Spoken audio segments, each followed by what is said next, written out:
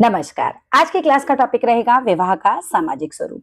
इस वीडियो में हम इस टॉपिक को क्वेश्चन आंसर्स के माध्यम से समझने का प्रयास करेंगे। तो चलिए विदाउट डिले अपने वीडियो को स्टार्ट करते हैं। पहला प्रश्न आ रहा है, विवाह का सामाजिक महत्व स्पष्ट कीजिए कि विवाह का, मैरिज का सोशल इंपॉर्टेंस क्या है, सामाजिक महत्व क्या है। देखिए, विवाह मनुष्य के जीवन की सबसे महत्वपूर्ण सामाजिक एवं धार्मिक घटना है। विवाह के बाद व्यक्ति गृहस्थ आश्रम में प्रवेश करता है। हम सबको पता है कि जब शादी हो जाती है तो व्यक्ति जो है वो गृहस्थ आश्रम में प्रवेश करता है, जहां वह धर्म, अर्थ, काम तथा अंततः मोक्ष की प्राप्ति की दिशा में अग्रसर होता है, यानी कि उस दिशा में आगे बढ़ता है। गृहस्थ आश्रम में पत्नी के सहयोग से यज्ञ, पूजा, अतिथि सत्कार, कन्यादान तथा संतान उत्पत्ति जैसे धार्मिक एवं सामाजिक कर्तव्यों का पालन किया जाता है। इसीलिए विवाह को समाज की आधारभूत संस्था माना जाता है। आप एग्जाम में प्रश्न आता है, आप एज इट इज इसका आंसर उतारकर लिख सकती हैं। चलिए अगला प्रश्न देख लेते हैं। मनुष्य के जीवन का मुख्य लक्ष्य किन किन चार बातों पर केंद्रित होता है। भाई, मनुष्य के जीवन का जो लक्ष्य है वो किन चार बातों पर केंद्रित है? धर्म, अर्थ, काम और अंत में मोक्ष। मनुष्य के जीवन का मुख्य लक्ष्य किन चार बातों पर केंद्रित है? धर्म, अर्थ, काम और मोक्ष। मेरे साथ साथ याद करते चलेंगे। अगला प्रश्न आता है, बच्चों के उत्पन्न होने से कौन सा ऋण उतर जाता है? 1 मार्क क्वेश्चन। बच्चों के उत्पन्न होने से पितृ ऋण जो है वो उतर जाता है। अगला प्रश्न आता है, लड़कों के विवाह के लिए आयु के वर्ष में और लड़की के विवाह डैश वर्षों में होनी चाहिए। भाई, लड़कों की जब शादी होती है तो उनकी आयु विषम वर्ष होनी चाहिए, जैसे कि 21 वर्ष, 23 वर्ष, 25 वर्ष, 27 वर्ष। और लड़कियों की जब विवाह होता है तो उनकी आयु जो होती है वो सम वर्ष होनी चाहिए, यानी कि जैसे 20 वर्ष, 18 वर्ष, है ना, या 22 वर्ष, 24 वर्ष, इस तरीके से, यानी कि सम होनी चाहिए। प्राचीन काल में विवाह के कितने प्रकार होते थे? अब प्राचीन काल में विवाह के 8 प्रकार होते थे। काफी इंपॉर्टेंट है ये। कौन कौन से प्रकार होते थे? पैशाच विवाह, राक्षस विवाह, गंधर्व विवाह, असुर विवाह, प्रजापत्य विवाह, अर्षा विवाह, देव विवाह और ब्रह्मा विवाह। इस तरीके से विवाह के हो गए 8 प्रकार। एक एक करके हम सारे प्रकार को अच्छे से पढ़ने वाले हैं। चलिए अगला प्रश्न आता है, ब्रह्म विवाह को सर्वोत्तम विवाह क्यों माना जाता है? प्रश्न ये भी पूछा जा सकता है कि भाई कौन से विवाह को सर्वोत्तम माना जाता है? उत्तर आता है ब्रह्म विवाह को। अब प्रश्न ये उठता है कि ब्रह्म विवाह को ही सर्वोत्तम क्यों माना जाता है? देखिए, ब्रह्म विवाह में कन्या का पिता योग्य वर को अपने घर आमंत्रित कर धार्मिक विधि विधान एवं वैदिक संस्कारों के साथ कन्यादान करता है। जब ब्रह्म विवाह होता है ना, तो जो कन्या के पिता होते हैं, जो उसके फादर होते हैं, वो एक योग्य वर, योग्य मीन्स जो बच्ची के लिए सुटेबल है, योग्य वर को क्या करते हैं? अपने घर आमंत्रित मीन्स इनवाइट करते हैं और धार्मिक विधि विधान से वैदिक संस्कारों के साथ, पूरी पूजा पाठ वैदिक संस्कारों के साथ करते हैं कन्यादान, कन्या का दान करते हैं। इसमें धन का लेन देन या बल प्रयोग नहीं होता। कुछ और विवाह ऐसे हैं एक्चुअली जिसमें कि धन का लेन देन होता है, बल का प्रयोग होता है, लेकिन इसमें ऐसा कुछ नहीं होता। इसमें धन का लेन देन नहीं होता, इसमें बल का प्रयोग नहीं होता और विवाह धर्म, संस्कार और सामाजिक मर्यादा के अनुसार ही संपन्न होता है। अब एक ऐसा विवाह जो पूरे धार्मिक विधि विधान के अनुसार होता है, जिसमें कन्या का पिता ही जो है एक सुयोग्य वर अपने घर आमंत्रित करता है ना, और फिर तरीके से एकदम बिना धन के लेन देन के, बिना किसी बल के, पूरे धर्म और संस्कार के साथ, सामाजिक मर्यादा के साथ अपनी कन्या का विवाह जो है वो किसी वर के साथ करता है। तो इसीलिए हम इसे कहते हैं कि ये सर्वोत्तम है एवं सर्वाधिक मान्य विवाह इसको माना जाता है। चलिए आगे अगला प्रश्न देखते हैं। अब नेक्स्ट प्रश्न कहता है कि गांधर्व विवाह किसे कहते हैं और इसकी मुख्य विशेषताएं लिखिए। इंपॉर्टेंट है, किसी भी प्रकार के एक विवाह पर आपका कोई भी प्रश्न आ सकता है। तो जिस विवाह में स्त्री और पुरुष परस्पर प्रेम एवं आकर्षण के आधार पर अपनी इच्छा से विवाह करते हैं उसे कहते हैं गांधर्व विवाह, यानी कि लव मैरिज। गंधर्व विवाह कहीं ना कहीं क्या है, आज का जो लव मैरिज है वो उस समय गंधर्व विवाह हुआ, कि जिस विवाह में स्त्री और पुरुष यानी कि वर, कन्या और वर जो हैं वो कहीं ना कहीं आपस में प्रेम करते हैं, उनमें कहीं ना कहीं आकर्षण होता है और फिर अपनी इच्छा से वो विवाह कर लेते हैं। तो ये तो है गंधर्व विवाह। आधुनिक समय में इसे प्रेम विवाह कहा जाता है। इसमें धार्मिक अनुष्ठानों का विशेष महत्व नहीं। देखो, जहाँ प्रेम बढ़ जाता है वहां धार्मिक अनुष्ठानों को ये वर और वधु उतना सम्मान नहीं देते, उतना महत्व नहीं देते। इसीलिए लव मैरिज में आज भी आप देखो कहाँ इतना लोग सब चीजें मानते हैं। फिर सो वही बात आती है कि गांधर्व विवाह में जो है धार्मिक अनुष्ठानों का विशेष महत्व नहीं होता है, कहीं ना कहीं उसको बहुत महत्व नहीं दिया जाता है। इसमें वैवाहिक जीवन की अवधि संशयपूर्ण होती है। क्यों संशयपूर्ण होती है? देखो, बच्चे जो हैं आपस में खुद ही एक दूसरे को सेलेक्ट करते हैं, तो वो उतनी परिपक्वता के साथ एक दूसरे का सिलेक्शन नहीं कर पाते। यहाँ सिर्फ प्रेम है, आकर्षण है। ये बात बहुत अच्छी है कि हाँ, शादी के लिए प्रेम बहुत जरूरी होता है, बट क्या केवल प्रेम की जरूरत होती है? नहीं, बहुत सारी और चीजें होती है। जब माता पिता वर या कन्या का चयन करते हैं तो फिर वो बहुत सारी चीजें देखते हैं, केवल एक ही चीज नहीं देखते। अब जब माता पिता कोई सिलेक्शन करते हैं तो वहां पर जब धार्मिक संस्कारों के साथ विवाह होता है, अनुष्ठानों के साथ विवाह होता है धार्मिक, तो वो विवाह चलने की संभावना बढ़ जाती है। इसमें हमने ग्रंथों में जो लिखा है, देखो मैं वो बता रही हूँ, है ना, उसमें अवधि जो है संशयपूर्ण रहती है। अगले देखते हैं, पैशाच विवाह तथा राक्षस विवाह में क्या अंतर होता है? अब दो तरीके के विवाहों की इस प्रश्न में चर्चा की गई। आपको दोनों ही विवाह पहले तो समझ में आएंगे, फिर दोनों का डिफरेंस भी समझ में आएगा। देखिए, पिशाच विवाह में किसी लड़की से उसकी बेहोशी, निंद्रा और असहाय अवस्था में बलपूर्वक संबंध बनाकर बाद में विवाह किया जाता है। अब ये विवाह तो बहुत ही ज्यादा खराब हो गया। आप एक कन्या से बलपूर्वक शादी कर रहे हो, वो भी बेहोशी में, निंद्रा में, उसकी असहाय अवस्था में, तो ये विवाह हो गया पिशाच विवाह, जिसे तो अत्यंत निंदनीय माना जाता है। और अगला आता है राक्षस विवाह। राक्षस विवाह में लड़की तथा उसके अभिभावकों की इच्छा के विरुद्ध, लड़की और उसके पेरेंट्स, अभिभावक कौन होते हैं? हमारे पेरेंट्स, तो लड़की और उसके पेरेंट्स की इच्छा के विरुद्ध बलपूर्वक उसका अपहरण करके विवाह किया जाता है। अब यहाँ पर और पिशाच विवाह में पहला अंतर यह है कि उसमें लड़की निंद्रा में है, बेहोशी में है, असहाय अवस्था में। और इस वाले में क्या है, राक्षसों की तरह, जैसे राक्षस उठा के ले जाते थे ना किसी को, बस ये वैसा ही है कि गुंडे आए, उठाकर लेकर जबरदस्ती शादी कर दी। तो राक्षस विवाह में लड़की तथा उसके जो पेरेंट्स हैं उनकी इच्छा के विरुद्ध बलपूर्वक उसका अपहरण करके विवाह किया जाता है। इसमें पति और पत्नी के बीच में कोई प्रेम या आकर्षण जो है वो नहीं होता। अब ऐसे विवाह में कहाँ ही प्रेम होना है, कहाँ ही आकर्षण होना है, राइट। इसी का दूसरा रूप हरण, जैसे सीता जी का वो हरण करके ले गए थे ना, इसी का दूसरा रूप हरण कहलाता है। महाभारत काल में रुक्मणी और सुभद्रा का विवाह इसके उदाहरण है, उठाकर ले गए थे, है ना। तो यही जो है इसका उदाहरण है। इन उदाहरणों को जरूर अपने आंसर में डाल के आइएगा, है ना, तो थोड़ा मार्क्स ज्यादा बढ़ जाते हैं, एक वैल्यू पॉइंट्स जो है वो ऐड हो जाते हैं हमारे। मनु ऋषि के अनुसार इस प्रकार के विवाह की क्षत्रियों को छूट थी। अब देखो, मनुस्मृति में कहा गया कि इस तरह के विवाह की, है ना, उस जमाने की बात चल रही है, क्षत्रियों को छूट थी कि वो ऐसा विवाह कर सकते हैं। चलिए, दोनों ही विवाह निंदनीय है। अगर मैं देखूं, दोनों को कंक्लूड करके लिखूं तो दोनों ही विवाह निंदनीय है। और परंतु पिशाच विवाह जो है वो अधिक घोर अधर्म माना गया, ये सबसे ज्यादा खराब माना गया। आगे देखिए, असुर विवाह के बारे में बात करेंगे। देखिए, असुर विवाह किसे कहते हैं और इसे निंदनीय क्यों माना गया? जिस विवाह में वर पक्ष कन्या के पिता अथवा परिजनों को धन देकर, पैसा देकर विवाह करता है कि पिता के पास गए, बोले ये लो 5 लाख रुपए और अब अपनी कन्या का विवाह मुझसे कर दो। समझ रहे हैं? जिस विवाह में वर पक्ष कन्या के पिता अथवा परिजनों को, परिजन कौन हो सकते हैं? उसके मामा, चाचा, कोई भी जिसके पास वो कन्या रहती हो, मान लो माता पिता है ही नहीं, तो परिजनों को धन देकर, पिता अथवा परिजनों को धन देकर वर जो है वो विवाह करता है, उसे कहते हैं असुर विवाह। यह लड़की को बेचने बराबर ही है। आपने पैसा लिया और लड़की दे दी एक तरीके से, तो असुर विवाह जो है वो लड़की को बेचने के बराबर है और निंदनीय है, मतलब इसकी निंदा की जानी चाहिए, तो बहुत खराब चीज है। बौधायन धर्म सूत्र के अनुसार वैल्यू पॉइंट, जिसे कहते हैं हम आंसर का वैल्यू पॉइंट, राइट। यहां से जब आप इसे जोड़ देते हो तो एग्जामिनर पे कहीं ना कहीं एक अच्छा इंप्रेशन बढ़ जाता है। बौधायन धर्म सूत्र के अनुसार जो व्यक्ति अपनी लड़की को धन के लिए बेच देता है, वो अपनी पहली तथा बाद की 7 पुश्तों के पुण्य कर्मों को समाप्त कर देता है। ये इतना बुरा बताया गया है कि आपने और आपकी आने वाली जो 7 पुश्तें हैं ना, वो जितने भी अच्छे कर्म करेंगे वो सब आपने इस एक विवाह को करके समाप्त कर दिए। धर्मशास्त्रों में इसे घोर पाप और निंदनीय विवाह कहा गया है।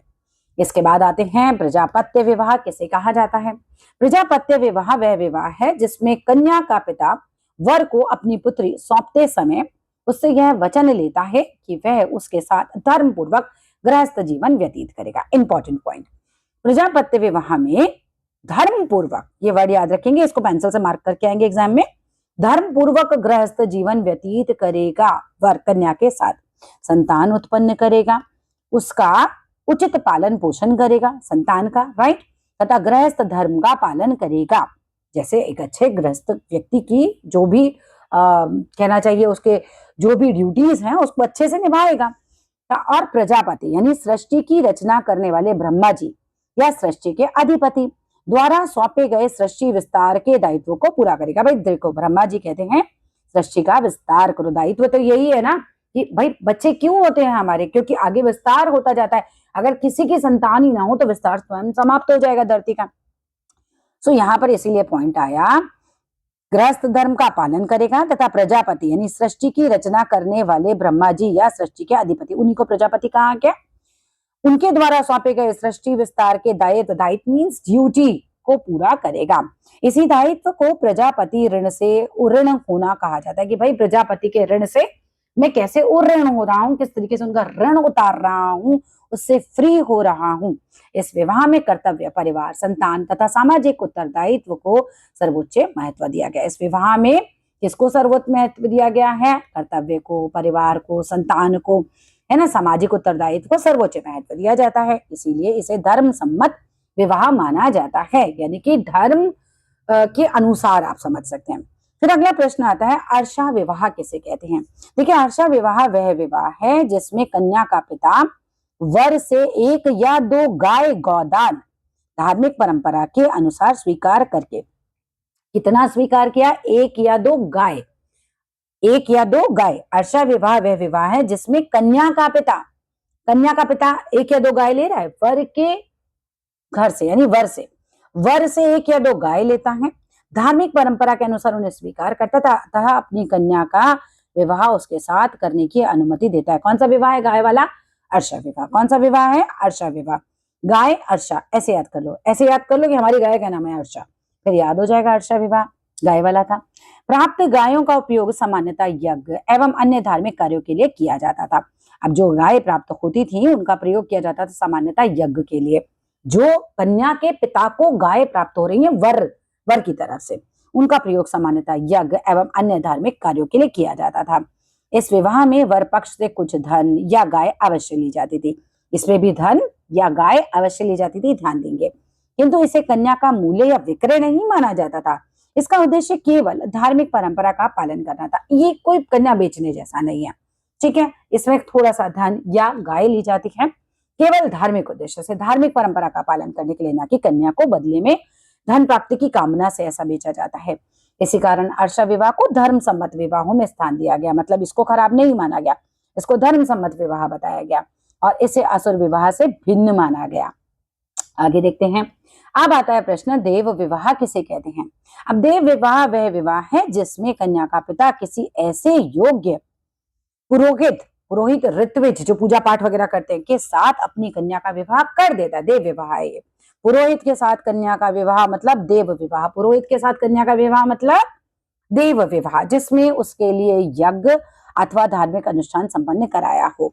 एक व्यक्ति आता है, पुरोहित है, वो धार्मिक यज्ञ करता है, आपके यहाँ धार्मिक अनुष्ठान करता है, जब वो संपन्न कर देता है तो आप अपनी कन्या का विवाह उससे करते हो। इस प्रकार कन्या को यज्ञ की दक्षिणा के रूप में पुरोहित को समर्पित किया जाता था।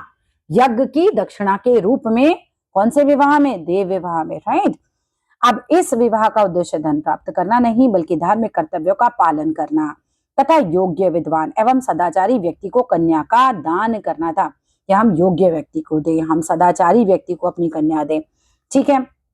इसीलिए देव विवाह को धर्म सम्मत माना गया, प्रशंसनीय माना गया और इसे प्राचीन काल के श्रेष्ठ विवाहों में स्थान दिया गया। तो ये विवाह अच्छा माना जाता था। एक पुरोहित आता है, फिर ध्यान देंगे, आपके घर आया, यज्ञ किया, पूजा पाठ अनुष्ठान किया, आपने दक्षिणा स्वरूप अपनी कन्या दी, लेकिन इसे धर्म सम्मत माना जाता था, प्रशंसनीय माना जाता था, कोई दिक्कत नहीं। आगे देखते हैं। अब आता है धर्मशास्त्रों के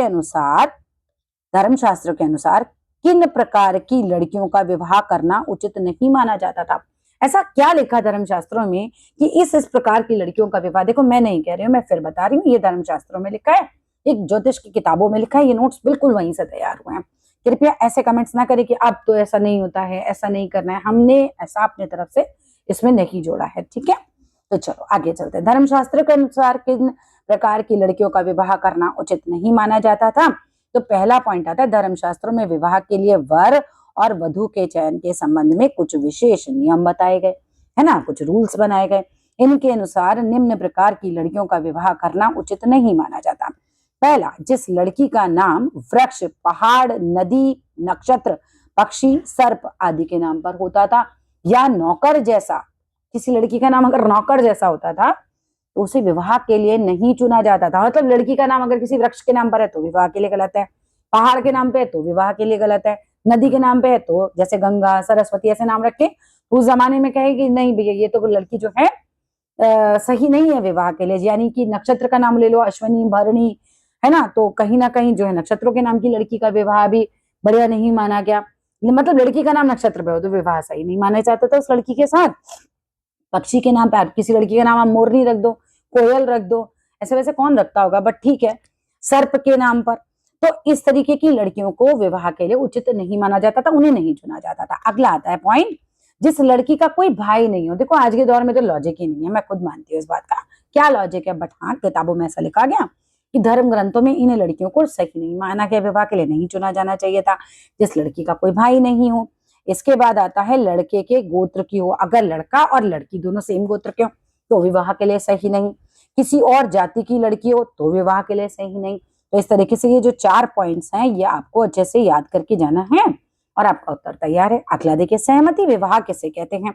अब आजकल विशेषकर विदेश में लड़के लड़कियां बिना विवाह के बंधन में बंधे पति पत्नी की तरह रह लेते हैं और इसे ही हम कहते हैं सहमति विवाह, यानी लिविंग रिलेशनशिप में जो रहना होता है उसी कहते हैं सहमति विवाह। अगला प्रश्न देखते हैं, कुंडली मिलान करते समय किन किन बातों का ध्यान रखा जाता है। जब आप कुंडली मिलान करते हैं तो कौन कौन सी ऐसी बातें हैं जिनका आप ध्यान रखते हैं।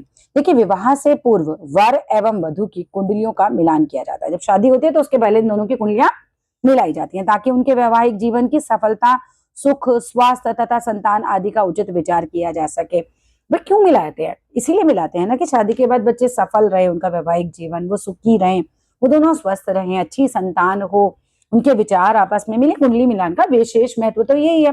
कुंडली मिलान करते समय निम्नलिखित बातों का ध्यान रखना चाहिए। पहली बात, ये बहुत इंपॉर्टेंट है, यहां ध्यान से समझिएगा, लड़के का विवाह विषम आयु, लड़के का विवाह विषम आयु तथा लड़की का विवाह सम आयु में होना शुभ माना जाता है।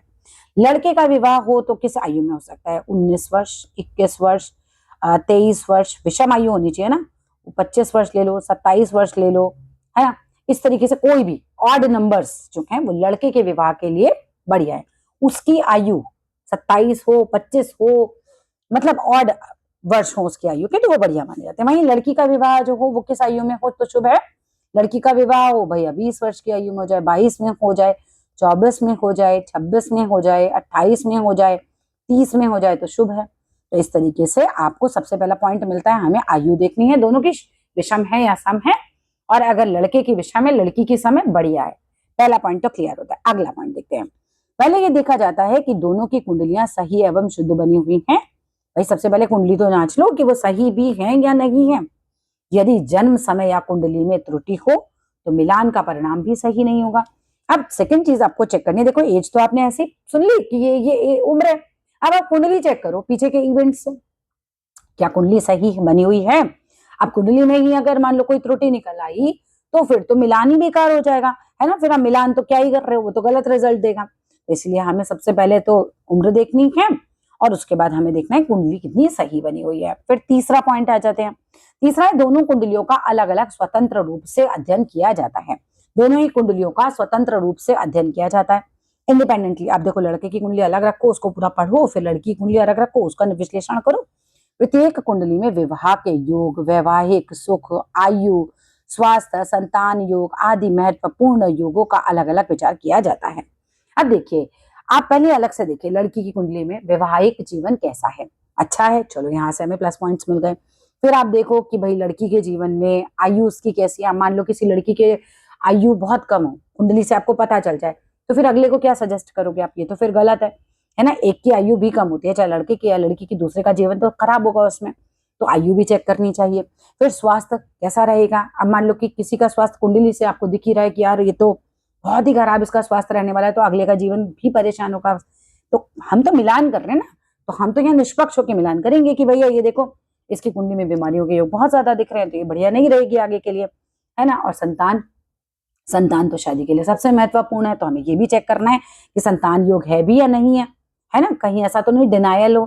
तो इस तरीके से आपको कुंडली चेक करनी है दोनों की इंडिपेंडेंटली। फिर नेक्स्ट चीज आप क्या चेक करेंगे, इसके बाद दोनों कुंडलियों का आपस में मिलान किया जाता है और इस दौरान गुण मिलान, ग्रहों की अनुरूपता, दोष तथा अन्य ज्योतिषीय योगों का परीक्षण किया जाता है।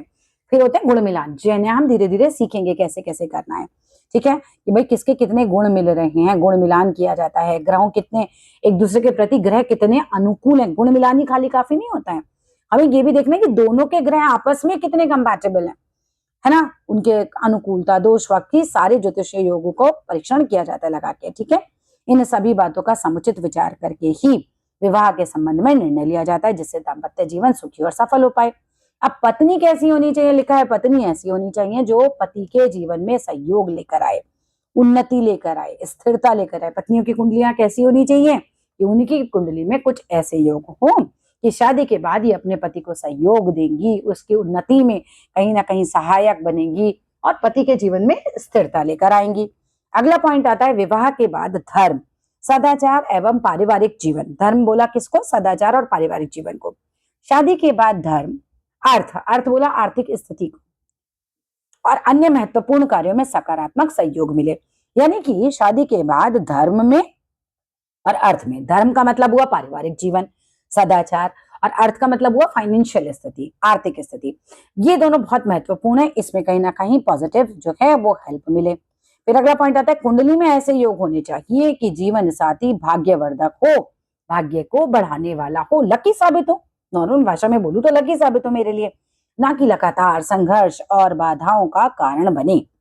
अगला पॉइंट आता है दोनों के स्वभाव में लचीलापन होना चाहिए। देखिए शादी के लिए ना सबसे ज्यादा इंपॉर्टेंट है आपका फ्लेक्सिबल होना। अगर आप नेचर के रिजिड हो, बहुत जिद्दी हो, बात पे अड़ जाते हो, या आपको ये लगता है कि नहीं मैं तो कॉम्प्रोमाइज नहीं करूंगा, तो फिर मैरिज नहीं चल सकती। मैरिज के लिए आपके व्यवहार का लचीलापन होना अत्यंत आवश्यक है। फिर सहिष्णुता भी होनी चाहिए आपके अंदर, एक दूसरे के साथ निर्वाह करने की क्षमता हो, मतलब लचीलापन, सहिष्णुता, एक दूसरे के साथ निर्वाह करने की क्षमता हो, तो विवाह के लिए, है ना, केवल गुण मिलान ही हम कहें कि पर्याप्त होते नहीं, ऐसा नहीं होता। दोनों का स्वभाव भी मिलना चाहिए, उसमें लचीलापन होना चाहिए, उनमें सहिष्णुता होनी चाहिए, एक दूसरे के साथ निर्वाह करने की क्षमता होनी चाहिए। हम बोले केवल जो है गुण मिल गए तो शादी कर दो, जैसा आजकल लोग लैपटॉप पे मिला लेते हैं, ऐसा नहीं है। यह भी देखना चाहिए कि लड़का और लड़की दोनों का स्वभाव ऐसा हो कि वे एक दूसरे की बात समझें, छोटी छोटी बातों पर झगड़ा ना करें, परिस्थितियों के अनुसार स्वयं को ढाल सके तथा आपसी तालमेल बनाकर जीवन व्यतीत कर सके। इससे वैवाहिक जीवन सुखी होता है। आगे पॉइंट देखते हैं, दोनों की आयु उपयुक्त हो। ऐसा नहीं कि बहुत छोटेपन में आपने शादी कर दी, दोनों की आयु उपयुक्त हो, अर्थात दोनों की कुंडलियों में आयु का अच्छा योग। अच्छा, यहाँ पर मतलब है कि भाई आपकी लॉन्जेविटी कितनी है, आपकी एज कैसी रहेगी, दोनों की आयु सही रहनी चाहिए ना। भाई एक भी पहले चला गया तो फिर मुश्किल हो जाती है। यदि किसी एक की आयु में कमी दिखाई दे, अल्पायु योग आपको दिखाई दे, उसका प्रबल योग हो, तो वैवाहिक जीवन में कठिनाइयां आ सकती हैं। इसीलिए विवाह से पहले दोनों की आयु का विचार अवश्य किया जाता है। अगला देखिए, दोनों की कुंडलियों में एक दूसरे के लिए विश्वास, सहनशीलता, सत्यवादिता तथा अच्छे स्वास्थ्य का संकेत मिलना चाहिए। अर्थात कुंडली में ऐसे योग होने चाहिए जो यह बताएं कि पति पत्नी के बीच आपसी विश्वास रहेगा, वे एक दूसरे का सम्मान करेंगे, सत्यनिष्ठ रहेंगे, एक दूसरे के सच बोलेंगे हमेशा, और दोनों का स्वास्थ्य भी सामान्यता अच्छा रहेगा। ये गुण जो है वैवाहिक जीवन को स्थिर और सुखद बनाते हैं। फिर अगला आता है लड़की की कुंडली में वैधव्य योग ना हो। वैसे तो देखो मेरे हिसाब से तो दोनों की कुंडली में नहीं होना चाहिए, बट ठीक है, किताबों में ग्रंथ में यही दिया है कि लड़की की कुंडली में वैधव्य योग नहीं होना चाहिए, विधवा होने का योग नहीं होना चाहिए। अगला पॉइंट है कि लड़की की कुंडली लड़के की कुंडली से अधिक बलवान न हो। देखो उस समय ग्रंथकार कैसी बातें लिखते थे कि भाई लड़की की जो कुंडली है वो लड़के की कुंडली से अधिक बलवान नहीं होनी चाहिए। ये थोड़ा सा याद रखने वाला पॉइंट है, वरना लड़के की आयु को खतरा रहता है। ठीक है, अब ये बात कितनी चरितार्थ है ये तो मैं नहीं जानती हूँ, लेकिन ग्रंथकारों ने ऐसा कहा है। आगे देखते हैं, लड़की का नक्षत्र लड़के के नक्षत्र से पहले या लड़के का नक्षत्र लड़की के नक्षत्र से दूसरा हो।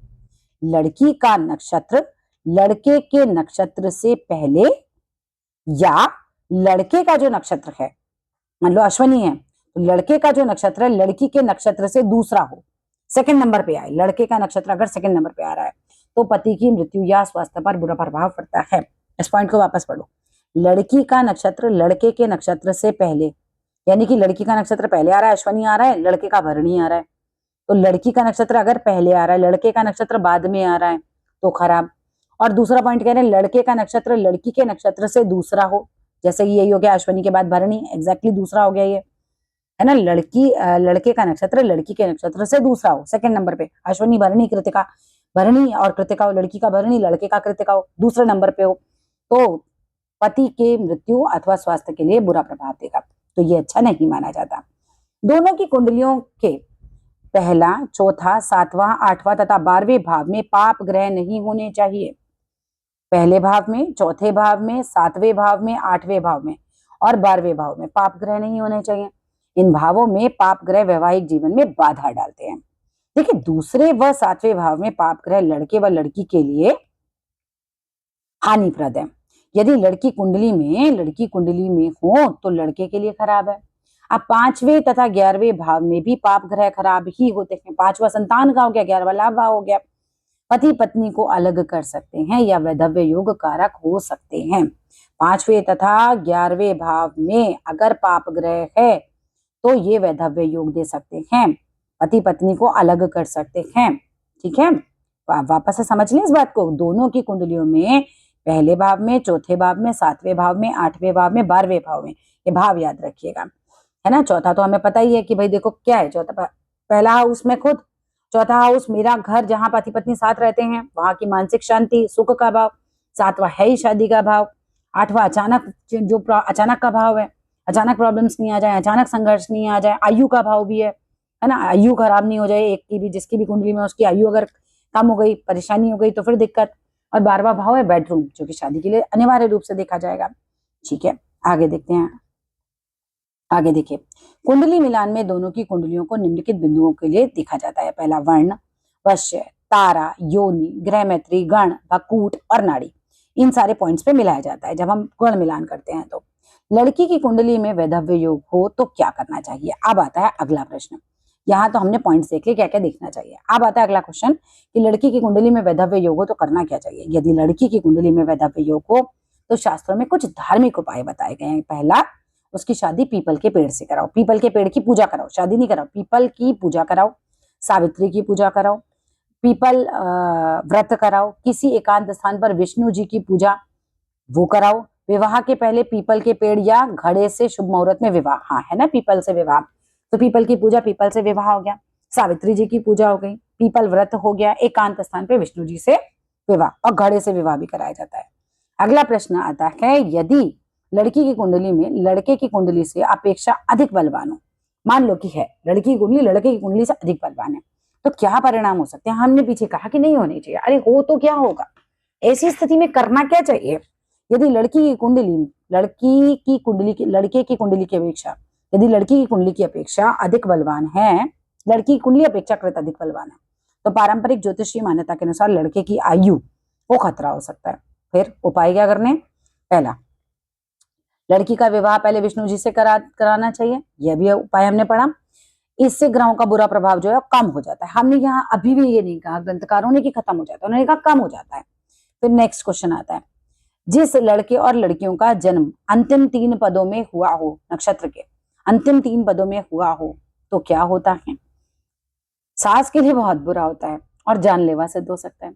जिन लड़के और लड़कियों का जन्म अंतिम 3 पदों में हुआ हो तो क्या होता है, सास के लिए बुरा होता है और जानलेवा भी सिद्ध होता है। क्वेश्चन आंसर्स की फॉर्म में इन्हें याद रखिए। आगे देखिए, जिन लड़के लड़कियों का विवाह अश्लेषा के प्रथम पद में हो, जिन लड़के लड़कियों का विवाह अश्लेषा के प्रथम पद में हो तो क्या होता है, ये अच्छा होता है, सुख देता है। अश्लेषा के प्रथम पद में विवाह होना शुभ है, अच्छा है, अच्छे फल देता है, इंपॉर्टेंट है, इसको मार्क कर लो, ये याद रखने वाला क्वेश्चन है। मतलब यदि लड़के या लड़की का जन्म मूल नक्षत्र के पहले 3 पदों में हो, मूलों के नक्षत्र होते हैं मूल नक्षत्र, उनके पहले 3 पदों में हुआ हो तो क्या होता है।